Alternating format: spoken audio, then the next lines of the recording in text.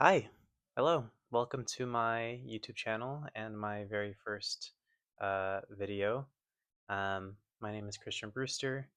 For those of you who don't know, which I'm assuming if you're here right now, one of my first viewers, you probably came from my Substack, but I own a newsletter called Interrupted. Um, and this video is sort of long overdue. I've been wanting to start a book related YouTube channel for almost 2 years now. It feels maybe a year and a half. Um, I told myself that once I hit a number of subscribers on Substack that I would do it, and then I hit that number and I decided not to do it.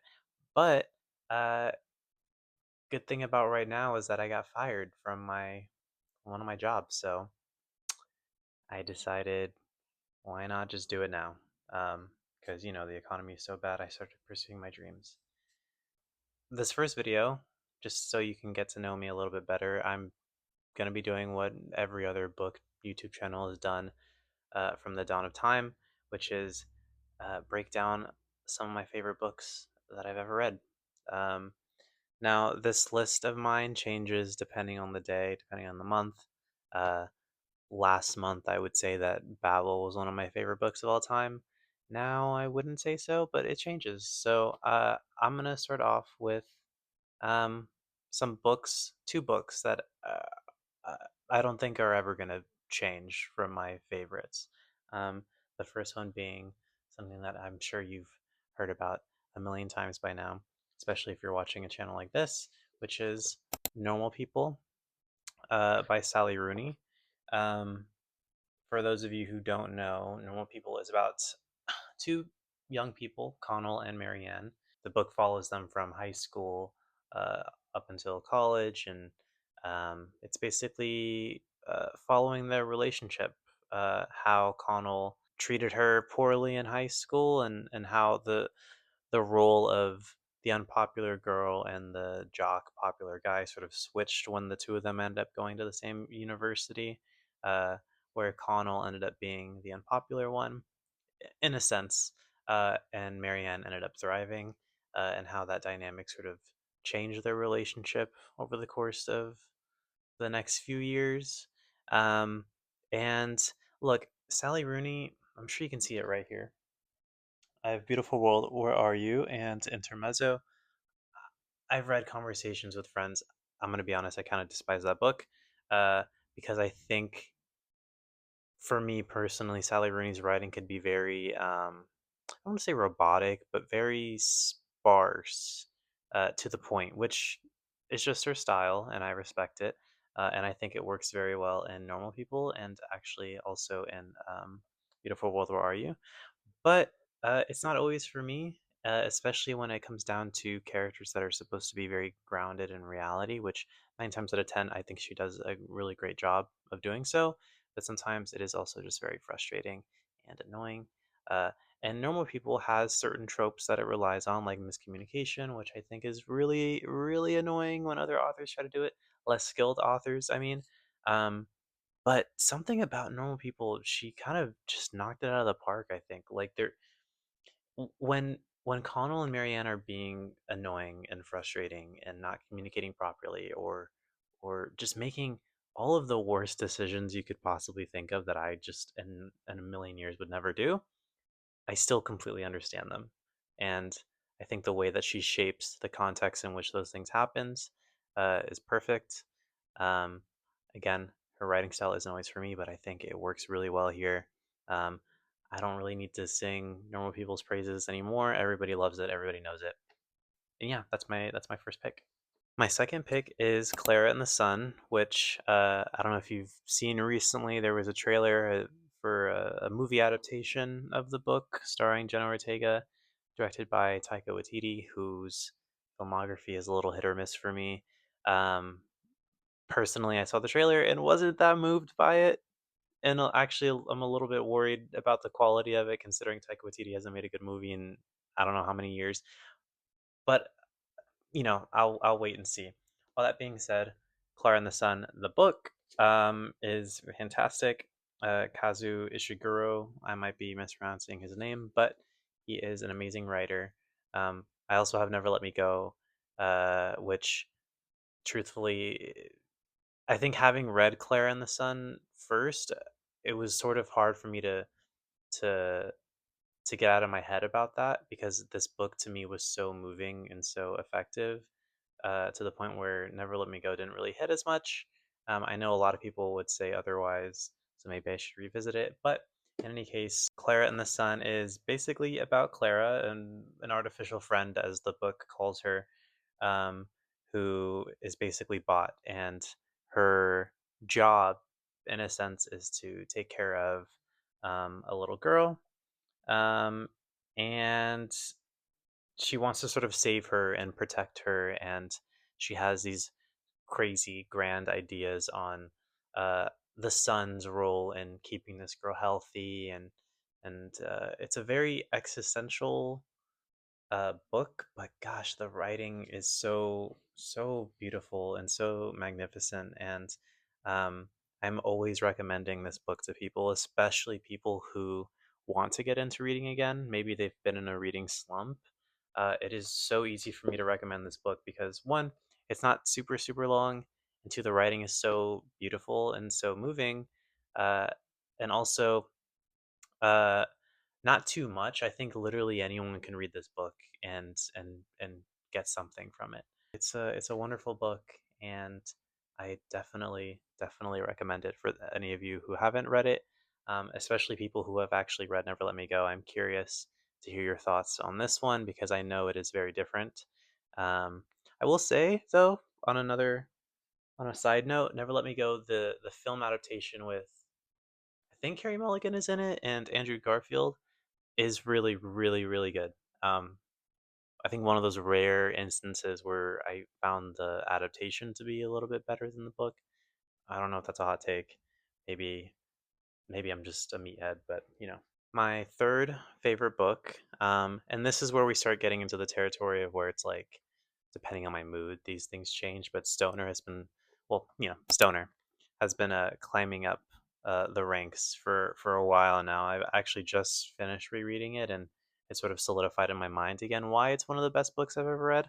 But for those of you who don't know, Stoner by John Williams is basically about a young man named William Stoner who was born in, what is it, the 19th century, I believe, in a really poor Missouri farm family. His parents tell him that they're going to send him off to college to study agriculture and to get an education in that sense. Uh, but they sort of expect him to come back home with his newfound college education knowledge about agriculture to help them with the farm. But Stoner falls in love with English literature when he goes to college, and he ends up switching his major and completely changing the trajectory of his life because of his love for literature. And the book follows him throughout the years from, a teenager all the way up until his elderly years, um, and the ups and downs he experienced during that time. And it's another one of those books where I feel like the prose, the writing, the descriptions, especially the descriptions, are so stunning and so visceral. I could like when I'm reading it, I could almost like taste or smell or feel what John Williams is trying to portray.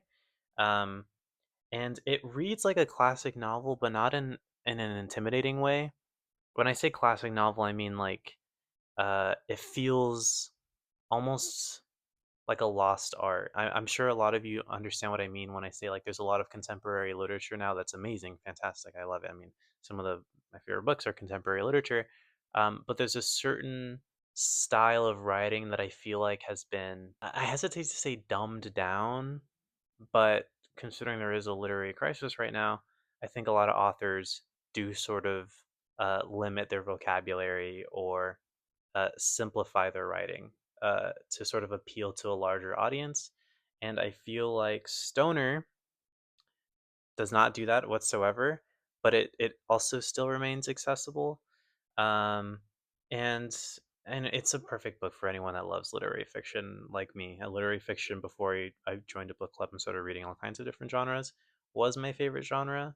Um, and it's sort of hard for me to describe this book to people that I like that I'm talking to in public because I'm like, well, the plot is about this kid and he goes to college, and that's pretty much it. Like that is the book. There's no crazy plot. There's no like it's not a plot driven book. It's a character study, and that stuff always appealed to me. And I think it's particularly effective. And by the end of the book, I was legitimately in tears to the point where I was like literally crying in front of other people. I mean, I'm already prone to crying, but uh, it is difficult for me to cry reading a book, and this definitely got me there. Now, my fourth is by an author named James Baldwin. Uh, Calling him just an author is sort of a gross understatement. For any of you who don't know James Baldwin, he was a very prolific civil rights activist and leader, um, an advocate for black rights and queer rights.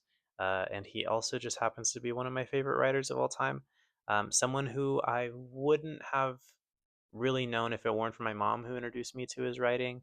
Back in high school, we would always read um, different books, especially like summer reading for required materials before classes started about the civil rights movement. But we never read James Baldwin or Ta-Nehisi Coates, which I feel like is a shame. Instead, we would read stuff by Trevor Noah, which like no shade to Trevor Noah, but like he's not. We could be reading something better.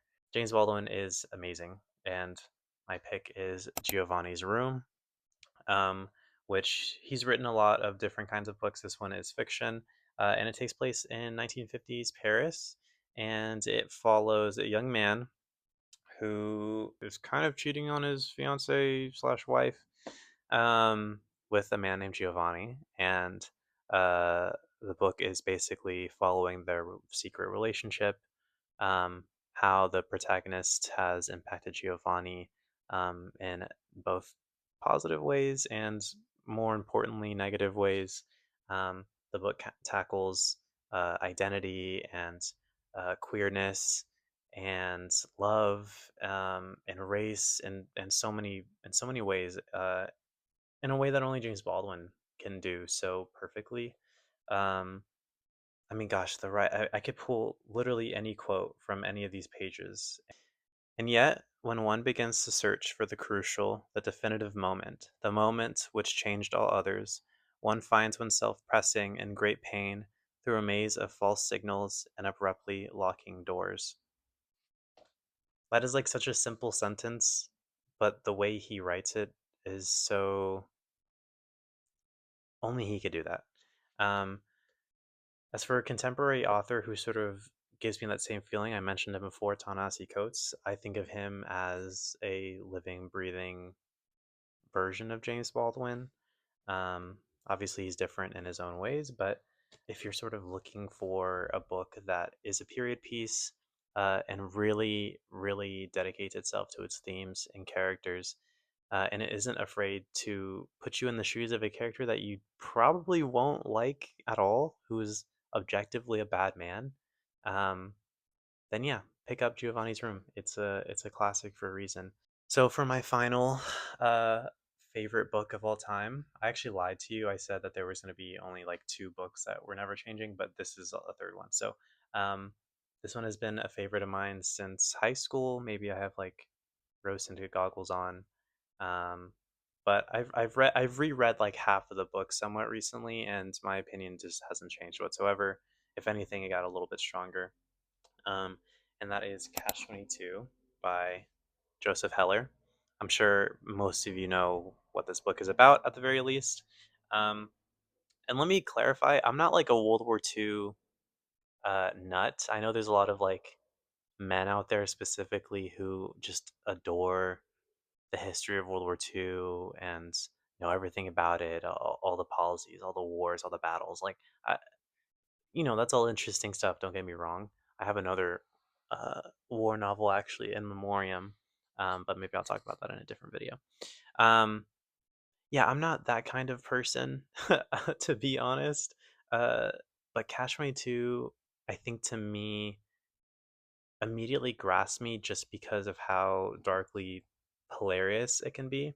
Um, if you don't already know, Catch 22 follows a soldier named Yossarian. who is just trying his hardest to get out of flying more missions for the U.S. because he's scared. He doesn't want to die. It's sort of more than that. I mean, it is a very dense, very long book, and at times it can get very existential and very grim, and just downright disturbing. But then other times it's like bizarrely funny. The situations uh, that Joseph Heller puts his characters in. Um, it is a very anti-war novel in the sense that like other American characters, Yossarian's peers, aren't always people that you were rooting for. And he doesn't shy away from showing the atrocities that the U.S. committed as well. He doesn't shy away from uh, what Heller does, I think, best in this book is highlighting the absurdity of war and how useless it is. I know that there are people who argue that war is necessary, and there are essays and books and videos and think pieces about the argument for war.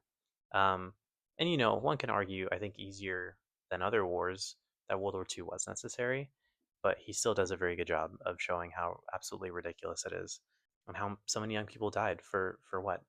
It's one of those books that I think you should just have already read if you haven't. Um, and there is a Hulu series. I know there's another adaptation, I believe, a film that I never saw, but there's a Hulu series that came out um, some time ago. It's not super super new, but it's not like old either. Um, that was really good.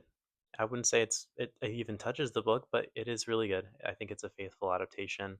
So you should check that out too if you're curious. Okay, that was everything.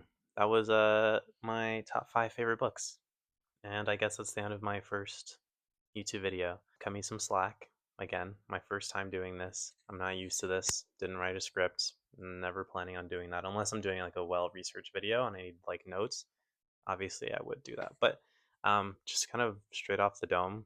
So I hope you enjoyed it. I hope I gave you some good recommendations, and yeah, subscribe, like, do whatever it is you feel like doing. And yeah, I'll see you. Oh, I guess I need to tell you that too. I'm planning on posting once a week, uh, a video alongside a Substack article because for my Substack I post every Thursday.